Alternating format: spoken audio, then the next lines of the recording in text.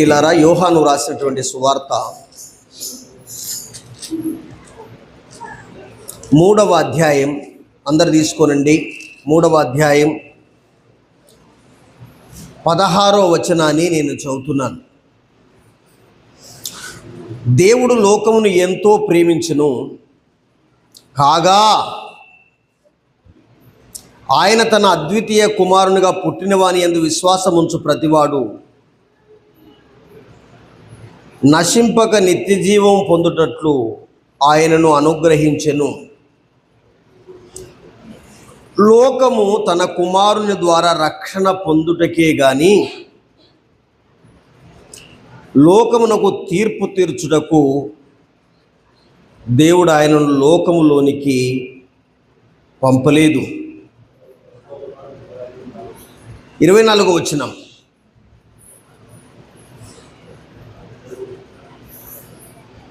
ఇదే 3వ అధ్యాయంలో ప్రభునందు ప్రియులారా,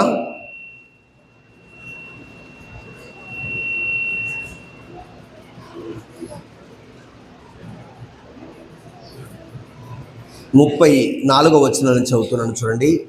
ఏలైనగా దేవుడు తాను పంపిన వానికి కొలత లేకుండా ఆత్మను అనుగ్రహించును గనుక ఆయన దేవుని మాటలే పలుకును. ప్రార్థన చేస్తాను. సర్వాధికారి జీవం గల తండ్రి, నీ నామానికి స్తోత్రాలు. చదవబడిన వాక్యాన్ని దీవించండి. మా అందరి ప్రయోజనార్థమై దీన్ని పంచిపెట్టుమని, ఈ వాక్యాన్ని ఆశీర్వదించమని యేసు ప్రభు పేరట వేడుకుంటున్నాము తండ్రి, ఆమేన్. ప్రభునందు ప్రియులారా, మనము యోహాను రాసినటువంటి సువార్త 3వ అధ్యాయము 16వ వచనాన్ని చదువుకున్నాం. యోహాను రాసినటువంటి సువార్త 3వ అధ్యాయము 16వ వచనాన్ని చదువుకున్నాం. ఈ యోహాను సువార్తలో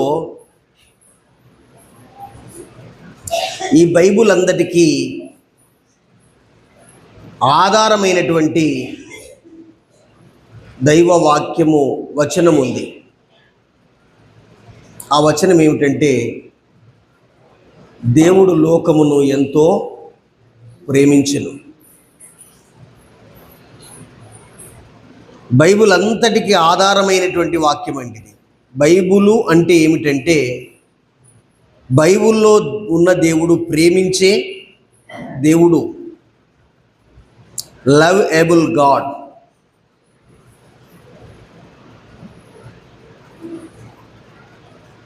బైబుల్లో ఉన్న దేవుడు రక్షించే దేవుడు, బైబుల్లో ఉన్న దేవుడు క్షమించే దేవుడు, బైబుల్లో ఉన్న దేవుడు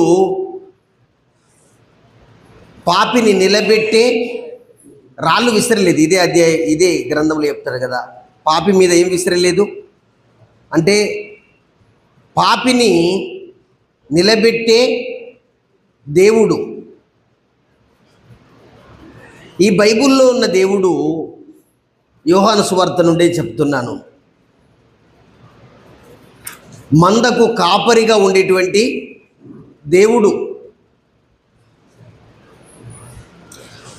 ఈ బైబుల్లో ఉన్న దేవుడు మనుషులను అనాథలుగా విడిచేవాడు కాడు. ఈ బైబుల్లో ఉన్న దేవుడు ఆదరణకర్త.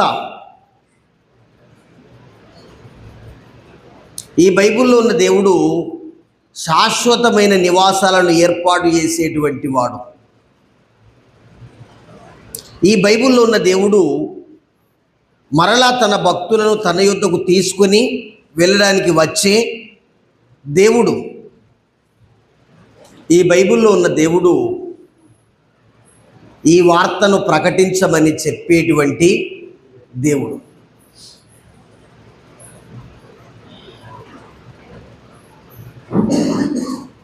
ఇక యోహాను రాసినటువంటి సువార్తలో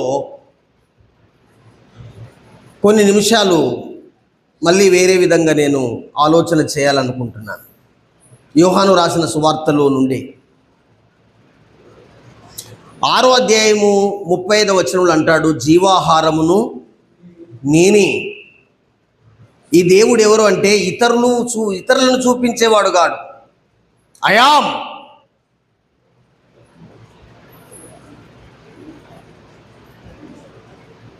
యామ్ లివింగ్ ద బ్రెడ్.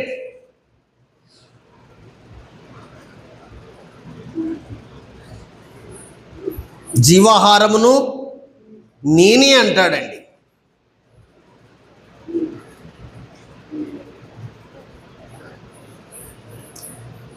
పదో అధ్యాయంలో ఏమంటాడంటే, గొర్రెలు పోవు ద్వారమును నేనే.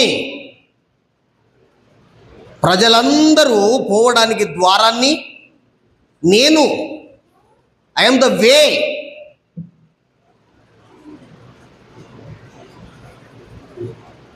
గొర్రెలు పోవు ద్వారమును 10వ అధ్యాయము 9వ వచనం చూడండి. గొర్రెలు పోవు ద్వారమును నేనే అంటాడండి.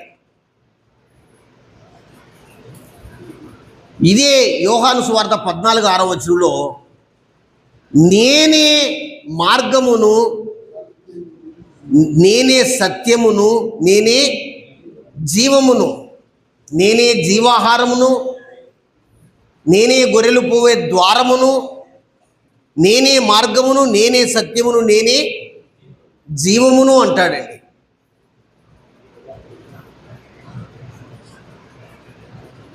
లోకమునకు నిజమైనటువంటి వెలుగును నేనే. 8వ అధ్యాయం 12వ వచనంలో చూసుకోండి. 8వ అధ్యాయం 12వ వచనంలో ఏముందంటే, ఈ లోకమునకు నిజమైన వెలుగును నేనే. అంటే లోకమంతా చీకటి, నిజమైన వెలుగును నేనే. నిజమైనటువంటి వెలుగును నేనే అంటున్నాడండి. నిజమైనటువంటి వెలుగును మరలా యేసు నేను లోకమునకు వెలుగును అన్నాడండి. నేనే వెలుగును అని ఆయన చెప్తున్నాడు. పునరుత్థానం, జీవం నేనే. 11వ అధ్యాయం 25వ వచనంలో అంటాడు కదా, పునరుత్థానమును జీవమును నేనే.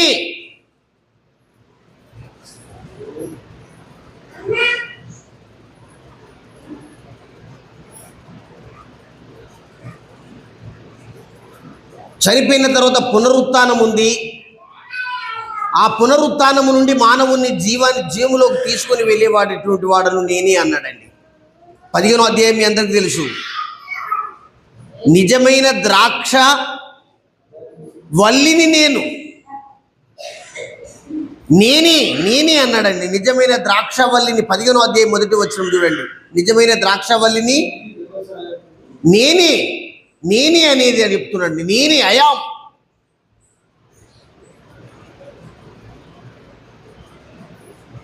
అలాగైతే ప్రభునందు ప్రియులారా, మానవునికి ఆహారం ఇచ్చేదే ఆయన. ఈ లోకంలో బ్రతకడానికి మార్గం ఇచ్చేవాడు ఆయన. ఈ లోకంలో రక్షణను గురించి తెలుసుకోవడానికి మార్గం, సత్యం, జీవం ఇచ్చేవాడు ఆయనే. మరణించిన వ్యక్తిని కూడా పునరుత్థానంతో లేపి జీవం ఇచ్చేది, నిత్య జీవం, ఎటర్నల్ లైఫ్, నిత్య జీవం ఇచ్చేవాడు ఆయన. ఈ లోకంలో బ్రతికే ఉన్నంత కాలం వెలుగునిచ్చేవాడు ఆయన. తర్వాత ఏం చెప్తున్నాడంటే, ద్రాక్షవల్లిని నేను, తీగలు మీరు ఫలించడం వల్ల నా తండ్రి మహిమపరచబడును. మీరు బహుగా ఫలించాలని నేను కోరుతున్నాను. తీగ ద్రాక్షవల్లిలో ఉంటేనే కానీ తానంతట తాను ఎలాగూ ఫలింపదో, నాకు వేరుగా ఉండి మీరేమీ చేయలేరన్నాడండి. ఇంత చక్కగా యోహాను సువార్త వ్రాయబడిందండి. ఇందులో యోహాను సువార్తలో ఇంకొక మాట నేను మీకు జ్ఞాపకం చేయాలనుకుంటున్నాను. ఏమిటి ఆయన చెప్పేటువంటి మాట అని అంటే, ప్రభునందు ప్రియులారా, యోహాను అద్భుతమైనటువంటి మాట చెప్పుచున్నాడు.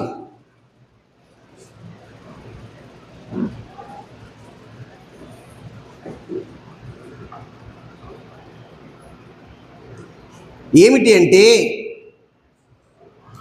నేను తగ్గవలసి ఉన్నది, ఆయన హెచ్చవలసి ఉన్నది. ప్రభునందు ప్రియులారా, భూలోకంలో మనం ప్రతి ఒక్కరము తెలుసుకోవలసినటువంటిది ఏమిటంటే, మనము తగ్గాలి, మన ద్వారా మన ప్రభు అయిన యేసుక్రీస్తు నామము హెచ్చింపబడాలండి. మనము తగ్గాలి,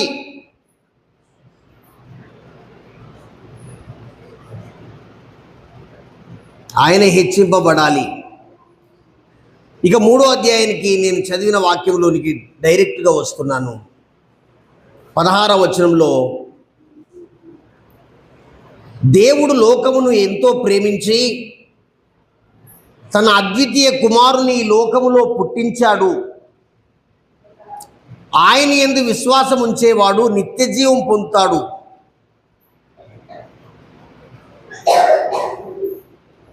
ఆయన యందు నశింపక, ఆయన యందు విశ్వాసం ఉంచనటువంటి వారు నశిస్తారండి. ఆయన యందు విశ్వాసం ఉంచువాడు నిత్య జీవం పొందుతాడు అని చెప్పాడు. ఇందులో 11వ వచనం చూడండి, ఈ లోకమంతా తన కుమారుని ద్వారా రక్షణ పొందాలనేది దేవుని ఆశ. ఎంతమంది చెప్పండి? ఈ లోకమంతా తన కుమారుని యందు విశ్వాసం ఉంచడం ద్వారా రక్షణ పొందాలనేది దేవుని యొక్క ఆశ. ప్రభునందు ప్రియులారా, యేసు ప్రభును ఈ లోకానికి రక్షకుడుగా పంపించాడనేది ఎంత చక్కగా మనకు వివరించబడుతుంది. ఇందులో 31వ వచనం అత్యంత ప్రాముఖ్యమైన వచనం అండి.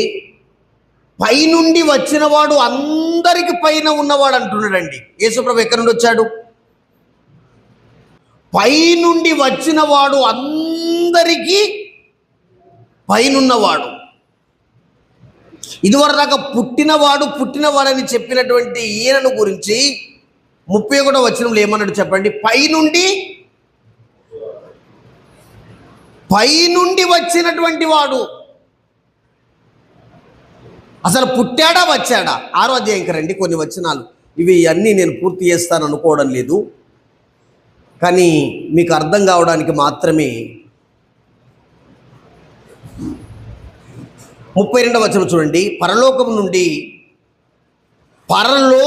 నుండి వచ్చిన ఆహారం అని చెప్తున్నాడండి. పరలోకము నుండి 32వ వచనంలో. కాబట్టి యేసు పరలోకము నుండి వచ్చు అనే మాట చెప్తున్నాడు. నా తండ్రియే పరలోకము నుండి వచ్చు అనే పదాన్ని చెప్పాడండి.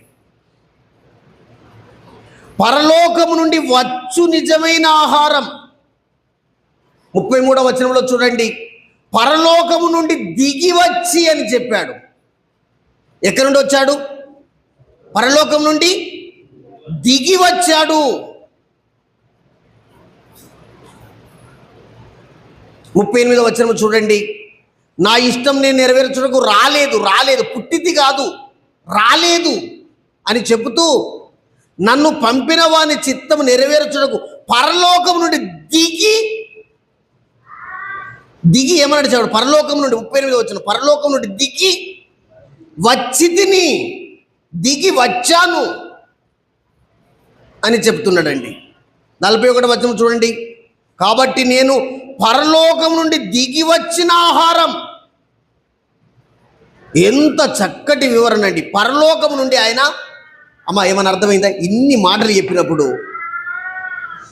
ఆయన పుట్టాడా, పరలోకం నుండి దిగి వచ్చాడా? ఎత్తైన వాడు అని ఎక్కడ చదివాం? 3:31 ఎత్తైన స్థలములో నుండి క్రిందికి ఏమయ్యాడు చెప్పండి? దిగి వచ్చాడు. Came down and from the eternity, from the God, from the life, from the truth. ఆయన పై నుండి దిగి వచ్చాడు అని చెప్తున్నాడండి. 42 చూడండి. ఈయన తల్లిదండ్రులు మనం ఎరుగుతాం కదా, మనసులు అనుకుంటున్నారు చూడండి. ఈయన తండ్రి తెలుసు, అన్నదమ్ములు తెలుసు. ఈయనేమో నేను పరలోకం నుండి దిగి వచ్చాను, పుట్టిన ఆయన ఏం చెప్తున్నాడని మీకేమో అర్థమైంది? ఇప్పుడు వచ్చినంత అర్థమైందా? ఈయన తండ్రి తెలుసు, తల్లి తెలుసు, అక్క తెలుసు, అన్నయ్య తెలుసు, తమ్ముడు తెలుసు, అందరు తెలుసు, అక్క చెల్లెళ్ళు తెలుసు. ఈయనేమో నేను దిగి అంటే వీళ్ళేమనుకుంటూ ఈయన పుట్టినవాడు అని చెప్పాలా? ఏమని చెప్తున్నాడు? దిగి వచ్చాడు. 46 చూడండి. దేవుని యొద్ద నుండి వచ్చాను అని చెప్తున్నాడండి. అర్థమవుతుందా మీకు వచనాలు? ఎక్కడి నుండి వచ్చాడు? దేవుని యొద్ద నుండి. ఎక్కడి నుండో దిగి రాలేడండి. ఎక్కడి నుండి దిగి వచ్చాడు? దేవుని యొద్ద నుండి. 51 పరలోకము నుండి దిగి వచ్చిన జీవాహారమును నేనే. ఇప్పుడు 58 చూడండి. ఇదే పరలోకం నుండి దిగి వచ్చిన ఆహారం. ఇన్నిసార్లు చెప్పిండండి. నేను ఎక్కడి నుండి రాలేదు, పరలోకము నుండి నేనేమయ్యాను? పరలోకములో నుండి నేను దిగి వచ్చాను. పరలోకం నుండి దిగి వచ్చాను. ఈ మాటలు చెప్తుంటే కొందరి పరిస్థితి ఎట్లుందో చెప్తాను చూడండి. 61 తన శిష్యులు దీని గురించి సనుక్కుంటున్నారండి. అవా అన్న, ఒక వచనం చెప్పితే దిగిపోయాడని మేము అనపోతుంటామా? మీరు ఇన్ని వచనాలు చెప్పింది కనుక నీ మీద కూడా మేము ఏం పడుతున్నాం, సనుక్కుంటున్నాం అన్నట్లుగా ఉంది. అయ్యా, పరలోకం నుండి దిగి వచ్చానంటే ఆయన శిష్యులు ఏం చెప్తున్నారో చెప్పండి? ఆయన మీద సనుక్కుంటున్నారు. ఎట్లా దిగొచ్చిండు? మొన్న కదా ఆ గలిలయ సముద్రం మీదకి వచ్చినప్పుడు నా వెంబడి రండి మనుషులను బట్టే జాలరుగా చేస్తాను అన్నాడు. ఈయన ఎప్పుడు దిగొచ్చిండు? అసలు పరలోకం ఎక్కడా? ఈయన ఏమయ్యాడు? దిగి వచ్చాడా అని శిష్యులు కూడా ఏమవుతున్నారు చెప్పండి? అసలైన విషయం ఏమనుకోకండి. ఇక్కడ నేను మళ్ళా ఇంటర్ప్రిట్ చేస్తాను. మన మీద బయట ఉన్న వాళ్ళందరూ మంచిగా ఉన్నారండి. యేసు ప్రభువు మీద ఓళ్ళు సనుక్కుంటున్నారు చెప్పండి. ఎన్నో వచనం చెప్పినాను? 61 60 కూడా చూడండి. ఇది ఆయన శిష్యులు అనేకులు ఈ మాట విని, 60 చూడండి. ఆయన శిష్యులే అనేకులు ఈ మాట విని ఇది కఠినమైన మాట అంటున్నారండి. వాళ్ళు అంటున్నారు చెప్పండి? అయ్యా, వాళ్ళు అంటున్నారు, లోకం ఉన్న వాళ్ళు అంటలేరు. దిగచ్చిండు కావచ్చు అని వాళ్ళు అనుకుంటున్నారు. అసలైన నమ్మకం వాళ్ళకు లేదు. ఎవరికి లేదు చెప్పండి? శిష్యులే ఆయన ఎక్కడ దిగచ్చిండు, ఇది కఠినమైన మాట అంటున్నారండి. 62 61 మధ్య భాగంలో దీనిని గూర్చి మీరు అభ్యంతర పడుతున్నారా అని యేసు ప్రభు అడిగే సమయంలో ఇక్కడ చూడండి 61 దాని గురించి సనుక్కుంటున్నారు.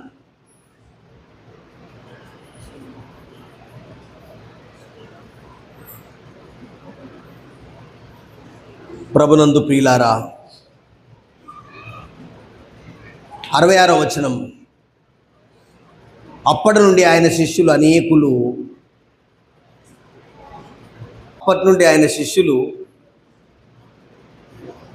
చెప్తలేరు. అప్పటి నుండి ఆయన శిష్యులు ఏం చేశారు? అనేకులుగా మేము రామ్రా ఇట్లా ఇనే బదులు అనేకులు ఏం తీస్తున్నారో చెప్పండి?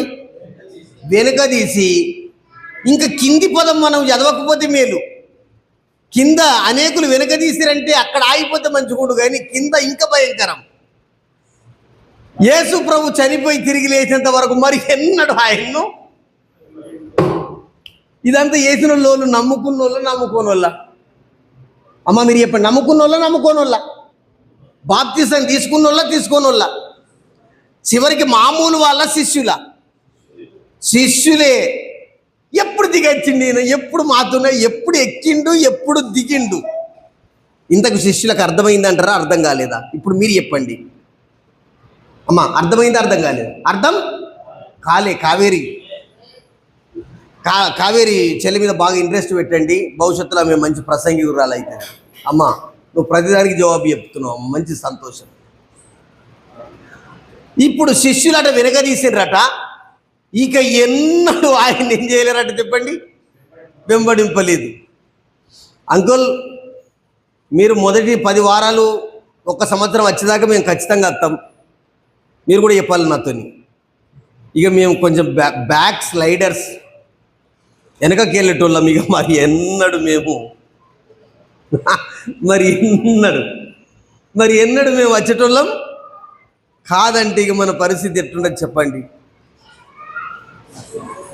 యేసు ప్రభు పరలోకము నుండి 6వ అధ్యాయంకి ఒక పేరు పెట్టుకోండి. 6వ అధ్యాయంకి ఇట్లా పడతారు చూడండి. ఎక్కడి నుండి దిగి వచ్చాడు? పరలోకములో నుండి ఆయన దిగి వచ్చాడు. ఇక 3 నేను డైరెక్ట్ వచ్చేస్తున్నా. 3:16లో చూడండి, ఆయన యందు విశ్వాసం ఉంచితే మనకేంటి చెప్పండి? నిత్య జీవం. సరే, విశ్వాసం ఉంచుటనేనా? ఒక 5 నిమిషాల్లో కొన్ని మాటలు చెప్తాను, ఇవి రాసుకోండి లేకపోతే గుర్తుంచుకోండి. 3:20 వచనం చూడండి. 3:20 దుష్కార్యము చేయు ప్రతివాడు వెలుగును ద్వేషించును.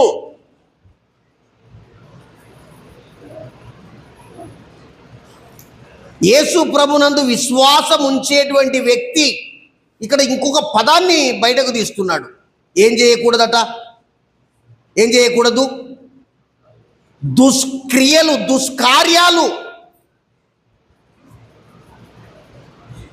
దుష్కార్యాలను విడిచిపెట్టుట అనేది ముఖ్యమండి. యేసు ప్రభునందు విశ్వాసం ఉంచడం ముఖ్యం కాదు, అది ముఖ్యమే కావచ్చు, కానీ ఇక్కడ ఏమన్నా చెప్పండి? దుష్క్రియలు చేయు ప్రతివాడును వెలుగును ద్వేషించును. తన క్రియలు దుష్క్రియలకు కనబడినట్లు ఉండునట్లు వెలుగునొద్దకు రాడు. యేసు ప్రభునందు విశ్వాసం ఉంచుట అంటే ఏంటి అమ్మా? ఏ క్రియలు విడిచిపెట్టాలి? దుష్క్రియలు. విశ్వాసం ఉంచుట గొప్ప విషయం కాదండి, దుష్క్రియలు విడిచిపెట్టుట. ఒకటి విశ్వాసం 16వ వచనంలో చెప్పాడు, రెండవది 20వ వచనంలో దుష్కార్యాలను ఏం చేయాలి చెప్పండి? విడిచిపెట్టాలి. వెరీ గుడ్, పుష్ప మంచిగా చెప్పింది.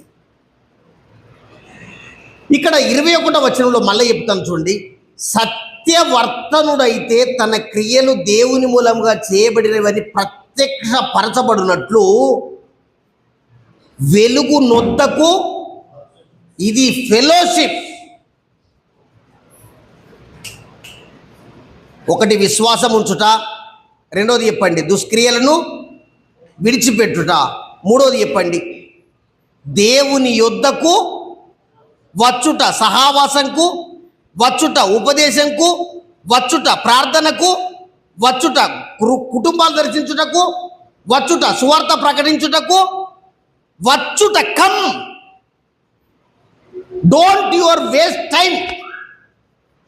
నీ సమయముని వ్యర్థపరచకు, రా. నేను అడుగుతా అంటున్నాను, ఇక మీరు కేర్ఫుల్గా ఉండండి. ఇక 4వ దాంట్లోకి వెళుతున్నాను. 23వ వచనం చూడండి. అంతటా యేసు తన శిష్యులతో కూడా యూదా దేశమునకు వచ్చి వారితో కూడా కాలం గడుపుచు బాప్తిస్మం ఇచ్చుచుండెను.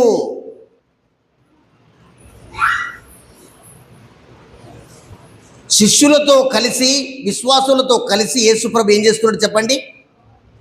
కాలం గడుపుతున్నాడు. యేసు ప్రభుతో కాలం గడిపిన తర్వాత జరగాల్సిన కార్యం ఏంటి? బాప్తిస్మం. పెళ్ళైనప్పుడు బాప్తిసం తీసుకుందురా? తండ్రిగా చెప్తున్నాను కదా, తల్లిగా చెప్తున్నాను కదా. పెద్దోడు బాప్తిసం, పెళ్ళేటప్పుడు అక్క బాప్తిస్మం. పెళ్ళేటప్పుడు నేను ఎవరి గురించి కాదు, ఇది వినండి, చక్కగా వినండి.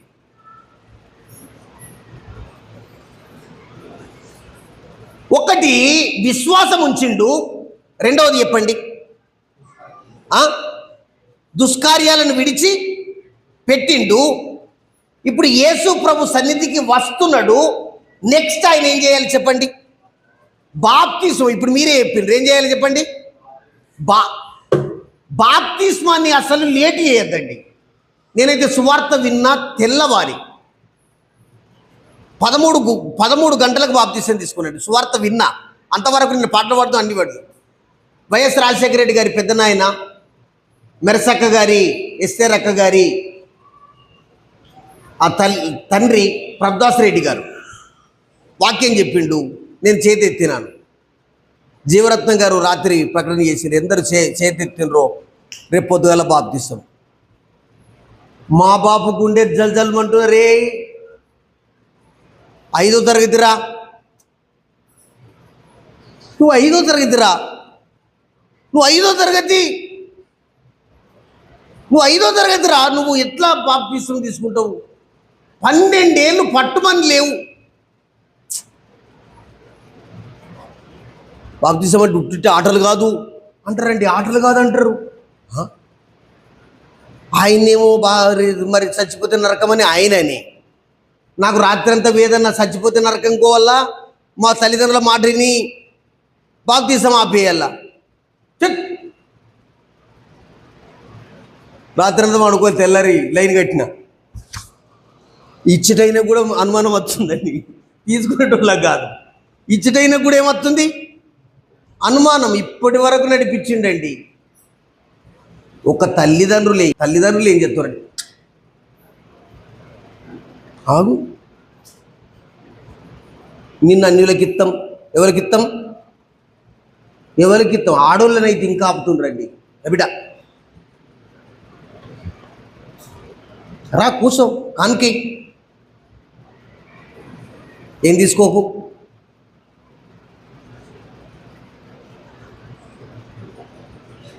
ఎంత చక్కగా పట్టుకున్నాడండి, ఎంత చక్కగా నడిపిస్తున్నాడు. ఇన్ని సంగతులు దినదినం నేర్పుతున్నాడు. నాకే ఆశ్చర్యం అయితే ఇట్లా ఆలోచన చేస్తే.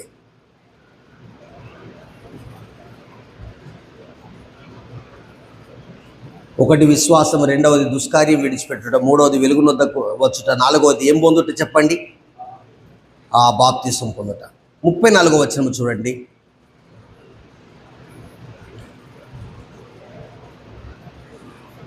ముప్పై 32, 33, 34 రెండు ఇవన్నీ ఎదవాలి. కానీ కన్న వాటిని గూర్చి, విన్న వాటిని గూర్చి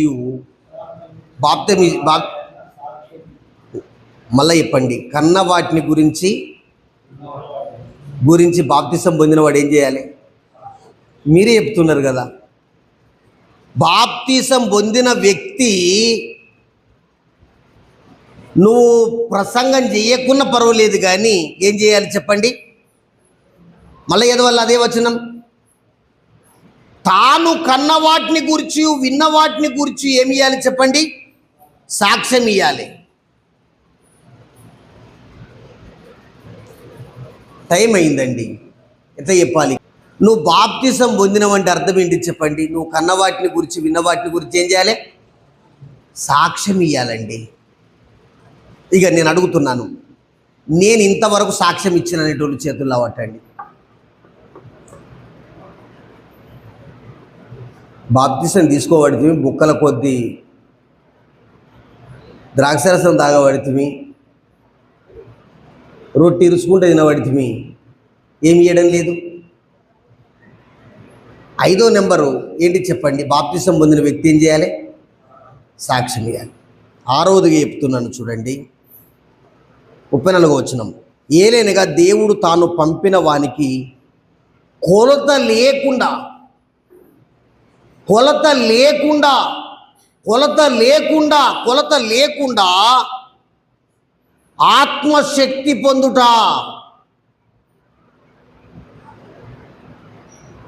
ఆరోది ఒకసారి చెప్తారా చెప్పండి. బాప్తిజం పొందిండు, ఆయన సాక్ష్యం ఇస్తున్నాడు. ఇది చెప్పడం కొంత కష్టంగా ఉందా? కొలత లేకుండా ఇన్స్పిరిట్ టేబుల్. ఎప్పుడు ఏందండి, ఎప్పుడైనా స్పిరిటే. నాకు ఒకసారి ఇక్కడనే పడుకున్నాను, నాకు 4 గంటలకు ఒక ఆయన ఫోన్ చేసి అన్నాడు, అన్న వాక్యం చెప్తారంటే. అయ్యో ఎందుకు చెప్పా, వాక్యం ఎందుకు చెప్పా? లేదన్నా నేను సారీ, ఆ చెప్పినేను అంటున్నాడు. సారీ అన్న, నేను ఒక ప్రసంగికుని సిద్ధం చేసుకున్నాం, ఆయన ఇప్పుడే చెప్పా అన్నాడు. ఇప్పుడు నీకు చెప్తున్నా. సారీ అన్న, సారీ. అరే ఇప్పుడు చెప్పమను, నువ్వు ఎప్పుడన్నా చెప్పమను. ఎప్పుడు చెప్పమంటే ఏందండి అన్న. ఆయన ఏమంటాడు తెలుసా అండి, అక్కడ ఉన్నాయినా, అన్న ఒక 10 నిమిషాలు ఉంది, నువ్వు చూసుకో. నేనేం చూసుకోవాల్సిన అవసరం ఉందండి?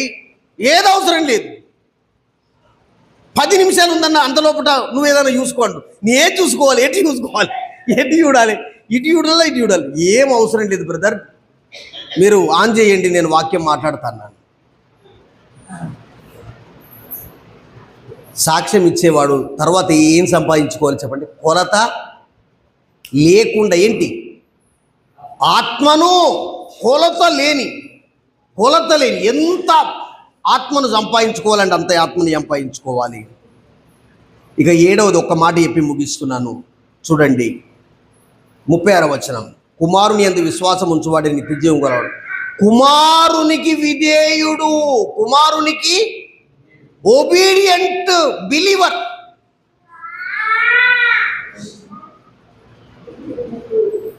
అయ్యా నువ్వు ఎప్పుడు దేవునికి ఎట్లుండే చెప్పండి? విధేయునిగా. ఒకసారి ఏడి చెప్పండి. విశ్వాసం ఉంచినావు, దుష్కార్యాన్ని, అందరూ చెప్పండి, బైబిల్ చూసుకోండి. దుష్కార్యాన్ని విడిచి పెట్టినావు, వెలుగునొద్దకు వచ్చినావు. తర్వాత ఏం పొందినావు? బాప్తిసం పొందినావు. తర్వాత ఏం పొందినావు? సాక్ష్యం ఇస్తున్నావు. తర్వాత ఏంటిది? కొలత లేకుండా ఆత్మను పొందినావు. దేవునికి ఎల్లప్పుడు ఎట్లుండాలి? రెడీ, విధేయుణ్ణి.